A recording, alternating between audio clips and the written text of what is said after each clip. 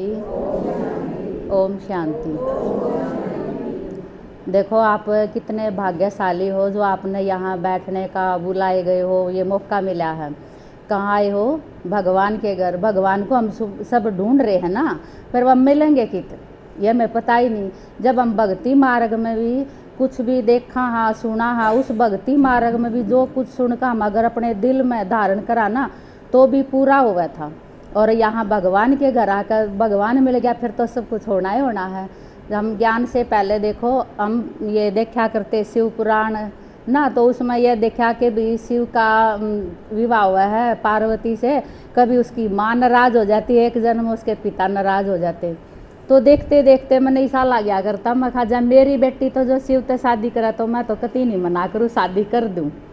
तो पहले ये संकल्प होया करते, पर कैसे हुआ ये हमें पता नहीं था, बस देख कर खुशी होया करती। तो हमने दीदी मिली, जैसे दीदी यहाँ आती है ना तो गिरावड़ में भी क्लास लगी, ये प्रदर्शनी लगी, तो 2 महीने हो गए थे, मैं बाद में गई थी। तो जब मैंने पहली दीदी की वाणी सुनी तो वह व्यक्त मुरली थी, उस मुरली में था कि छोड़ो तो छूटो, आज बंधन में हर कोई है। ये नहीं है कि सब आज़ाद हैं, सब कोई बंधन में, किसी के घर के हमें छुट्टी नहीं देते जाने की, है ना। तो हमारे बंधन थे बहुत ज़्यादा थे। तो दीदी की वाणी सुनकर इतनी खुशी हुई कि भी छोड़ो तो छूटो, हम धीरे धीरे बाहर जाएंगे तो हमारे बंधन छूटेंगे, नहीं निकलेंगे तो नहीं जाएंगे। दीदी ने बताया एक पक्षी है डाली को पकड़े बैठा है और वो उसको पकड़े रहेगा तो उड़ नहीं सकता है, छूट जाएगी तो वो उड़ जाएगा, छोड़ देगा तो बहुत अच्छा लगा। तो इसका जो दीदी का समर्पण हुआ, दीदी की शिव से शादी हुई, तो उसका मतलब क्या होता, शिव की पार्वती बन गई ना। तो शिव की पार्वती बन गई तो पार्वती का क्या काम है, सबके दुख दूर करना, और वो शिव से कह के ना सबके दुख दूर करवाती है। तो हमें भी कोई भी कुछ भी बात हो जाए हम दीदी से कहेंगे, और दीदी हमारे लिए ऐसे संकल्प करती है तो हमारे सब कुछ दुख दूर हो जाते हैं। और बाबा ने ये नहीं कहा, हम भी जब ज्ञान सुनते हैं ना तो हम भी शिव की पार्वती हो गए, हम भी किसी के ऐसे ही दुख दूर कर सकते हैं। तो मैं यहीं का अनुभव बताऊंगी करेले का। वो बहन आई हुई है, उसको मैं लेके आई हूँ, रीना बहन है, एक बार खड़ी होकर दिखाना।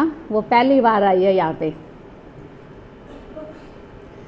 ये मेरी लड़की की सहेली है और इसकी शादी को 11 साल हो गए थे, बच्चे नहीं हुए थे। और इसकी छोटी बहन है, उसकी शादी को 9 साल हो गए थे, उसके भी बच्चे नहीं हुए थे। तो एक दिन हम जब बाहर चले गए थे, एक दिन या मिली, कभी कभी मिलती है, हमेशा नहीं मिलती, थोड़ी दूर घर है।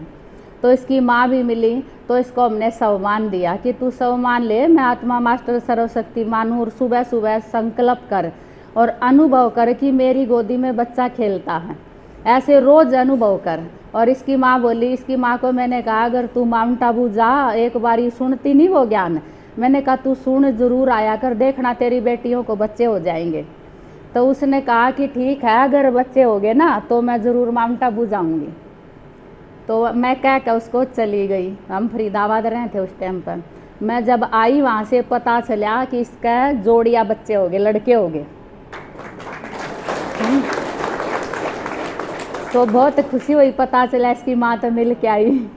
अगली बारी फिर मैं आई तो पता चला इसकी छोटी बहन का भी जोड़िया बच्चे हो गए, एक लड़का और एक लड़की। उसका 9 साल में, इसका 11 साल में। ये गुप्त पुरुषार्थ था, किसी को भी नहीं पता, शायद रीना ने भी नहीं बताया होगा यहाँ पे। इसकी सास आती है ज्ञान में, वैसे यहाँ आती है वो क्लास में। तो देखो बाबा कैसे संकल्प पूरे करता है, वो तो हमें भी नहीं पता, बस हम थोड़ा सा बाबा को कहना ही है।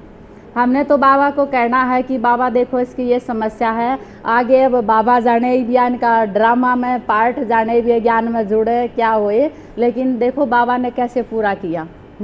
इतने संकल्प इतने अच्छे। तो जो कुछ भी बात है जो असंभव बात है ना, कैसे भी पूरी नहीं होती, तो बाबा कैसे पूरी करता है, उसके साथ हम जाते हैं। तो देखो इतने सारे, बहुत सारे अनुभव हैं बाबा के। तो बाबा ने हमें ऐसी पार्वती बना दी। और दीदी देखो, दीदी का संगठन कितना बड़ा है। शादी होती है, सब अपने घर में जाके बंधन में बैठ जाते, कोई निकलने ही नहीं देता, फिर उस 4 दीवारी में बंद कर बैठ जाओ, हम किसी के काम नहीं आ सकते, यहाँ तक कि हम अपने परिवार में भी सही ढंग से नहीं चला सकते, है ना। और दीदी देखो कहाँ कहाँ जाके कितनों को तैयार किया है, कितनों के दुख दूर किए हैं। तो ऐसी पार्वती को देखने का सौभाग्य कितना बड़ा है। वो हम टीवी में देखते हैं, लेकिन साकार में देखो ना, पार्वती को अपने सामने देखो, हर किसी की भी कोई समस्या है ना, दीदी इतने प्यार से सुनती है और इतने प्यार से जो संकल्प करती वो सारे पूरे। तो मेरे तो इतने पूरे हुए हैं कि मैं क्या बताऊँ, बस समय भी थोड़ा होगा। कितने अनुभव हुए हैं दीदी से। जो मेरी बहन थी उसका भी 4 लड़की थी। तो ऐसे देखो, कोई भी भगवान जानता, ऐसे बाबा जानता किसके द्वारा किसका कल्याण होता है ना। तो आप जब अनुभव सुनोगे ना, आपको पता चलेगा। हम यहाँ आते हैं 1 घंटा सुनने के लिए, वो कोई व्यर्थ नहीं जाता। हमारा जीवन कांटों जैसा है और वो फूलों जैसा हो जाएगा। हम रोते रहते हैं लेकिन सत्य की राह नहीं मिल रही। और जब यहाँ पे घर जा जा के बुला रहे हैं फिर भी किसी के बंधन, और वो बंधन हम खुद तोड़ेंगे ना तो टूटेंगे भी। एक बार ही हमने हिम्मत करनी है। देखो वैसे भी हम घर वालों से डांट तो खाते ही ना, और भगवान के नाम पे डांट खावेंगे तो मारने थोड़ी देगा, वो मारने नहीं देगा। एक बारी हम कदम तो उठाएं। अगर हम कदम ही नहीं उठाएंगे तो कुछ नहीं कर सकते। बेशक कितने तीर्थ कर लो, कुछ भी कर लो। और जब भगवान साकार मारे और बुला रहे फिर भी हम नहीं आ रहे, एक दूसरे को ये अनुभव सुनाओ कि भाई कितना अच्छा होता वहाँ जाके, कितने हमारे कष्ट कटते हैं यहाँ आने के बाद। भक्ति में कुछ नहीं होता था। हमने भक्ति बहुत की। मैं भी 14 साल से दुखी थी इस ज्ञान से पहले, है ना। 14 साल से जो भी पशु होते वो मर जाते, बहुत दुखी थी। और जब ये ज्ञान मिला, इस ज्ञान से मिलने के बाद घर में स्वर्ग हो गया। इतना नरक था और घर से बाहर है ना, मैं एक कदम भी नहीं रखा करती। बस अपने घर गई और ससुराल में आ गई, कोई भी नहीं जाने देता। अब ये कोई सोचता है कि हमारे घर वाले, किसी के भी नहीं जाने देंगे। अगर आप कदम उठाओगे ना तो आपके बंधन भी कटेंगे और आपका घर स्वर्ग भी हो जाएगा। तो ऐसे ही हमारा घर भी स्वर्ग हो गया। जिस घर में हमेशा लड़ाई झगड़ा होता था, और आज वो घर में ना सारे के सारे यूं इंतज़ार कर हमारे घर कब आएगी। जो ये कहते थे ये ना आए तो ठीक है, तो भगवान ने देखो क्या बना दिया। मेरी माँ भी कहती तेरा बेल मरवानी पड़ेगी तो ओम शांति करा है। फिर एक बार ऐसा हुआ कि मेरी बहन का 4 लड़की थी, तो मैंने उसको कहा कि तू ना शिव जी की पूजा करे ना, तू शिव जी के फोटो पूजा है और शिव जी खुद धरती पे आ गया, तो तू मन से बात कर, भगवान तो मन की आवाज़ सुना है। तो वह बोले कि ठीक है। मैं कहा तू मंदिर में जा और मन से कह क्या कि अगर बेटा हो जावे ना मेरी बेटी का, तो मैं ज़रूर माउंट आबू जाऊँगी या क्लास भी सुनूंगी। तो मेरी माँ बोली ठीक है। वो मंदिर में जाके ये अपने मन से संकल्प कह के आई थी और 9 महीने में बेटा हो गया। और जब मेरी बहन का बेटा हुआ तो बहुत खुशी हुई।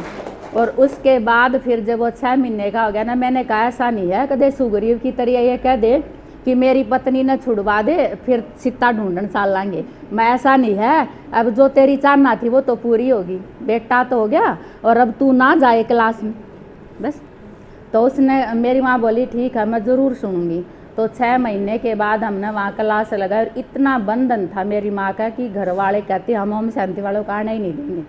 तो किसी और के घर में क्लास लगवाई हमने, और वो बाबा से भी मिली, इतनी खुश हुई। 1-1.5 साल के बाद उसने शरीर छोड़ दिया और आज वहाँ 50 की संख्या है, 50 की संख्या चल रही है उस गांव में। और जो उस गांव में घर नहीं मिला था और मेरे भाइयों ने आश्रम बना के दे दिया।